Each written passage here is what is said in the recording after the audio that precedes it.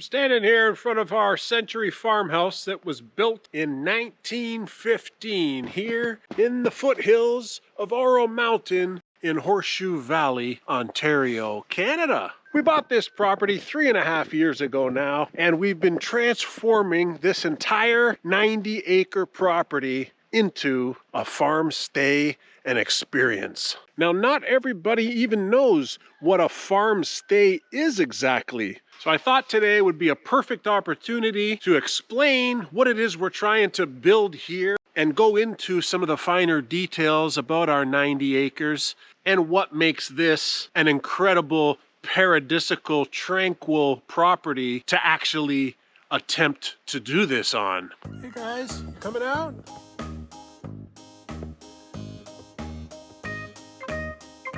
Doesn't look like you want to come out today.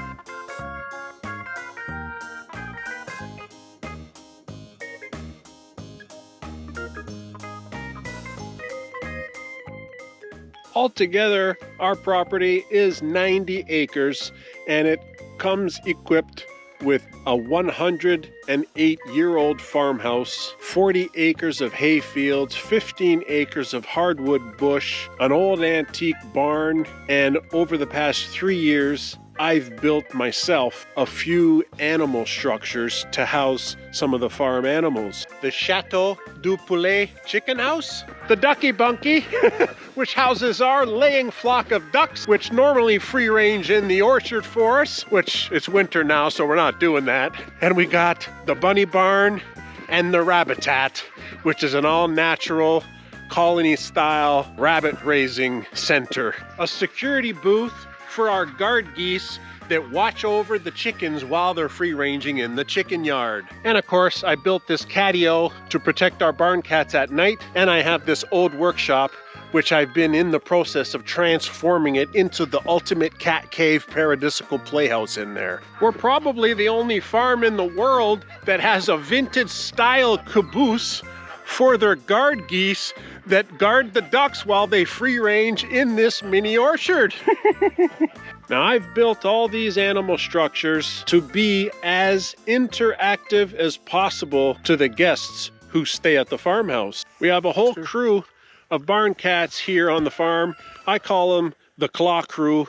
And then we have 7 cats in total. 6 cats at present time are roaming the farm every day, working the farm. I like to call them working cats because their job is to hunt down and eradicate all rodent activity in and around the farm. Come on. Chunk.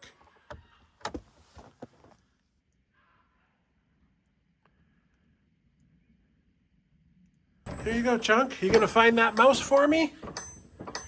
Okay, I need you to find that mouse. Okay? They're hiding in those holes, so you guys hang out in here, stay out of the snow, and you can find that mouse, okay? You're my boys, right? Right, Dexter? You're my boys.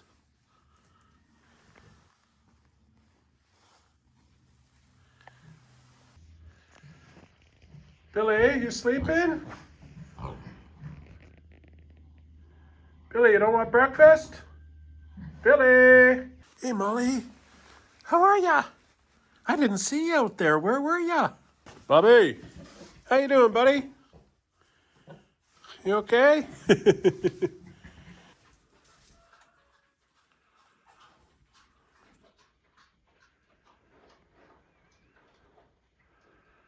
Keep looking, okay, bud?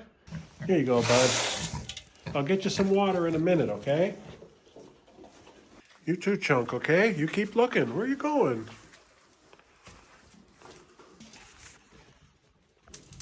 I'm certain that without these cats around our property, we would be overrun with mice and other rodents. I'm certain of it.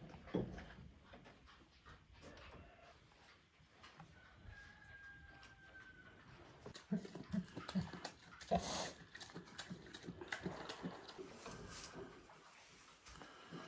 lot of you guys ask, why do we have the pigs? Look at Chunky's going upstairs. He's gonna check for mice up in the loft. We got the pigs as pets, right? Because we are a farm stay, or we're trying at least to create a farm stay environment here on the property. And the guests actually really enjoyed the pigs. Maggie! I see ya. Maggie! Come here! So it's been really fun keeping the pigs and learning about pigs, but these are Juliana pot-bellied pigs, you know? Like, I understand that you could use any pig for meat. These pigs, they're not typically well known for meat. They're very small, they're very slow growing, and it's not economically viable, really. Now, you might ask yourself, what exactly is a farm stay? Now, a farm stay is a type of agritourism, okay? It's agriculture and tourism combined to have the best of both worlds.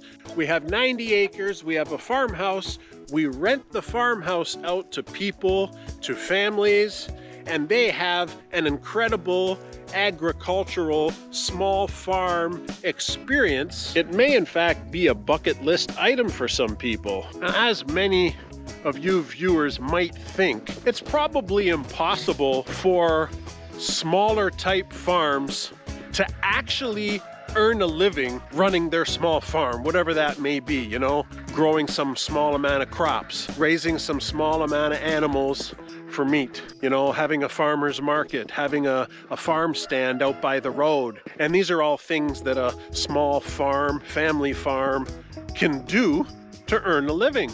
But the reality is that it's getting more and more difficult year by year for small family farms to maintain their revenues and to compete with the large agricultural corporate farms. You want to play Kong? Ready? Now, my wife and I came to the conclusion that we wanted to transition our life away from city life and towards the country life, you know, the farm, rural lifestyle. So what we decided to do and dip our toes into this agri-tourism concept is to search for a property, a beautiful property that we could build our own house on and live out our days, all at the same time earning some kind of a revenue as a small business. And we got this farmhouse. We now rent this farmhouse out on a short-term basis, and we're describing it as a farm stay and experience. Now, farm stay is not a new concept. We're not reinventing the wheel here. Let me take you inside the farmhouse here, and I'll show you around in case you've never seen the interior, and talk a bit about how we run this small business operation of ours. Now, for the benefit of all you new subscribers on the channel, I'll give you a little walkthrough of the house here. I'll make it quick though, but give you an idea of this 4-bedroom farmhouse. It does have a full kitchen, meaning it's got a fridge, a stove, oven, microwave, dishwasher, complete with pots and pans and bakeware for those people who are staying longer, and all the cutlery and stuff like that that you would need to live here for a few weeks or a few months. You see Molly? She's sitting there waiting for me to come out. Oh, Olive's there too. They're waiting for me to come out and have some fun. Olive, I see ya. Hello. Oh my. That's good, Olive. You like this? Okay. One for you. There you go. And one for you. Now it has 4 bedrooms, or at least we turned it into 4 bedrooms. Tiny, tiny little bedroom. It's just big enough for a day bed and a little table, but it still counts as a bedroom. And I mean, people who are going to stay here for a few weeks anyways, this is a perfect little kid's room, or for the grandmother's room, or the auntie that's visiting with you. So it doesn't take away from the charm of the house. We have a nice selection of movies to watch if the weather's bad. We have some yoga and light exercise equipment in case anybody wants to stay fit during their stay. 65-inch TV, and it has Netflix, okay? We don't have satellite or cable set up for it, and we don't have enough consistent guests to even warrant that. It's got just a bunch of nice decor. It's got a working insert fireplace, and people actually love using it because it just makes you feel like you're in an old school farmhouse when you use the fire, you know. 2 bedrooms up here on the 2nd floor, and we got a day bed with a trundle pull out. This is what we kind of designed as a kid's room. So we basically have a lot of books there. There's a lot of board games in here in case the kids get bored during a bad weather day, you know. You don't want to be booking a farm stay, and next thing you know, the kids are bored. This is the master bedroom, and it's got a queen size bed, nice rustic look that really blends in with the century farmhouse feel. And we have a lot of really good feedback from past guests. Let me take you into the Chateau du Palais here and explain the guest experience. How about the light Sussex? Ooh, they got only 1 egg today.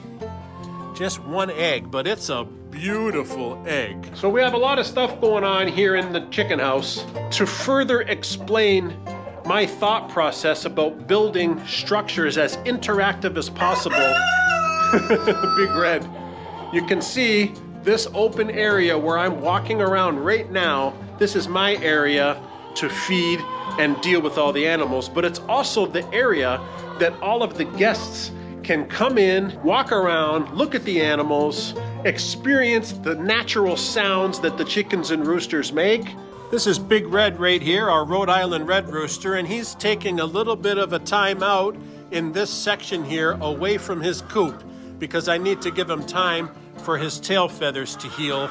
But he's okay, he's improving. The guests and their kids can come in, they check for eggs, they can water their bowls if need be, they can feed them their food and their 5-grain scratch. And honestly, it's just nice to actually view the chickens in this kind of an element. Where's your Kong? Go get your Kong.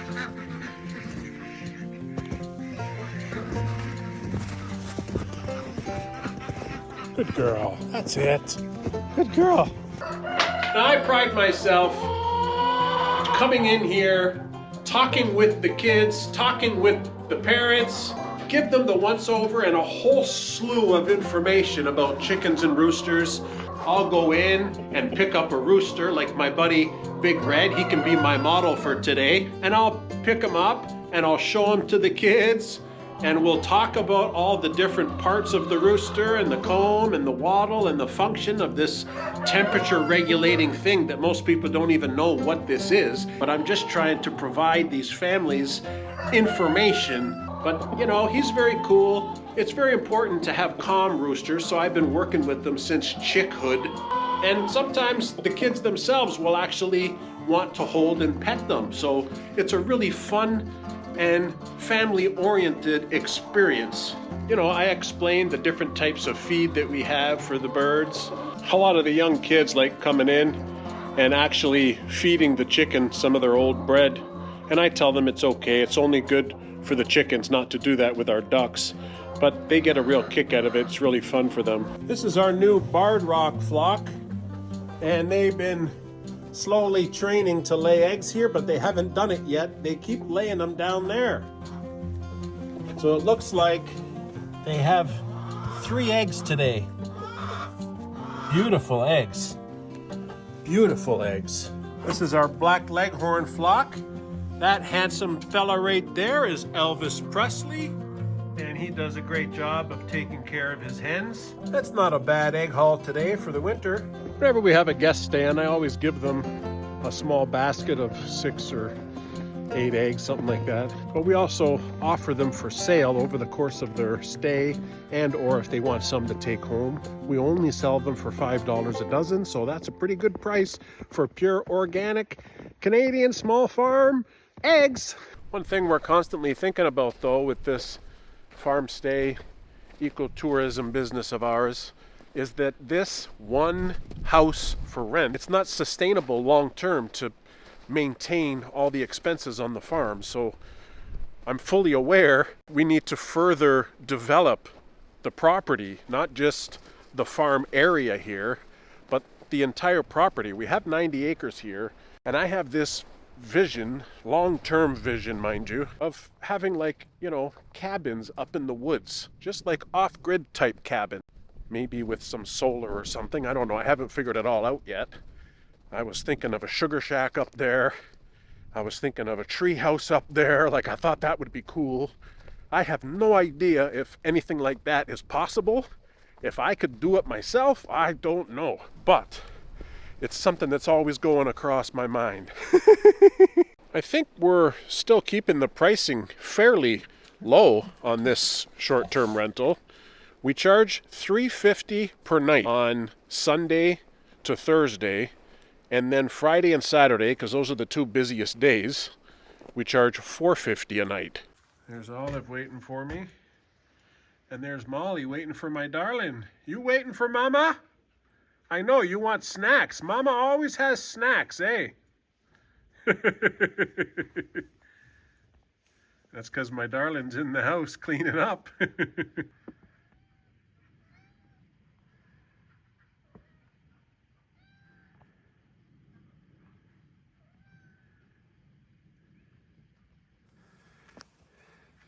Hey, buddy. Tango.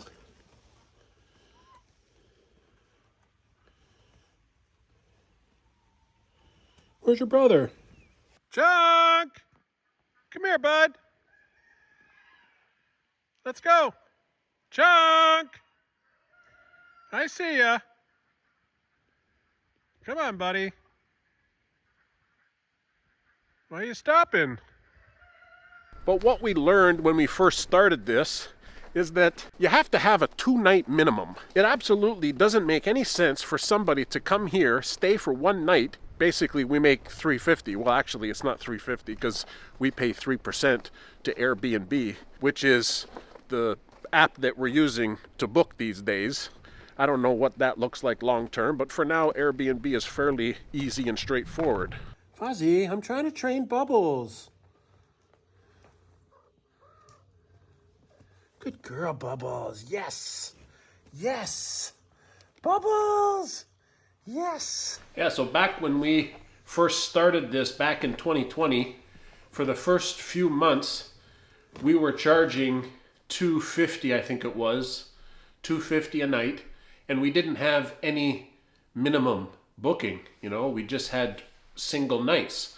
So we would have 6, 7 people here having a great time on the farm. It was a good experience for them, and they would use up all the bedrooms. There's 4 bedrooms. And then, my wife and I would come in and we would start to clean, and really, she does most of the cleaning. I'm usually busy on the farm. But on that day, she has all of the laundry to do in all 4 bedrooms. She's got all of the bath towels to do, and she's got all of the table linens for the kitchen and the tea towels and all stuff like that. So when you really break that down financially, there's like 6 hours of laundry. So basically, the $250 that we made per night just gets eaten up. We didn't make any money on that time. So what we did is we studied a bit about Airbnb and how best to operate these things. And in our particular case, with a full house like this, definitely a 2-night minimum is a necessity. We want to encourage longer bookings. It's better as a business, because if we have a week-long booking, let's say, and there's 6 or 7 people in here and they use up all the rooms, at least you're making a couple $1,000s for those 6, 7 nights, and then you just do the laundry the one time. So it's still the same thing. You do the laundry the one time if you have a 1-night booking or a 2-night booking. So the longer the booking, the better it is financially. It's one of the reasons, really, that we started the YouTube channel. I had this crazy idea that we could somehow gain a following, which we are, but it's slow. You know, we're at 100,000 plus right now. But just imagine if we had like some other guys, you know, like 800 or a million or 1.2 million subscribers. How many of those people would be interested in coming to the farm for a stay? Hang out with the pigs and the sheepdogs and the cats. Speaking of cats, there's Dexter. You can't even see him because he's black, like a black farm panther. Just imagine if we had 5 or 6 or 7 different buildings for rent. Then there's a higher likelihood that we'll have a more consistent booking because, you know, one building for rent, we don't have bookings all the time. It's not like there's like, you know, 4 or 5 bookings every month. I wish it were like that. Then we would have a steady income, no problem. But that's definitely the longer term plan, to have more little tiny houses or cabins for rent. Really develop this place nice. I've just recently figured out how to add a link to the Airbnb listing for our farmhouse. Took me a while, but I think I got it so that you can actually go into the About section on our channel page and click. So it'll take you right there. That's a lot easier, I think. Especially, there's been a lot of people sending emails and messaging me through Facebook asking, how do I book the farm? When is it available? You have dates? But at least through Airbnb, it's so easy to manage all that. You know, the calendar's in there and you can see what's open, what's closed, and have a booking for this coming October. And those people have been following the channel for a couple years now. And I mean, I don't know them. I'm going to meet them for the first time. It's going to be awesome because they first heard about all this through the channel. And that'll be one of the first customers that we have staying at the farmhouse that came from YouTube. Yes! Hope you enjoyed my little video here. It's kind of like a commercial for the farm stay, you know? Like just a fun ad full of animals and a good time on the farm. Anyways, really do appreciate you watching. Hey buddy, you okay? If you haven't seen this farm tour that we did last summer, I'm going to put it up on the screen here. And it's a little bit of a longer video, but it's very scenic, I assure you. It's in the fall time. I mean, just put it up on your TV, sit back and relax.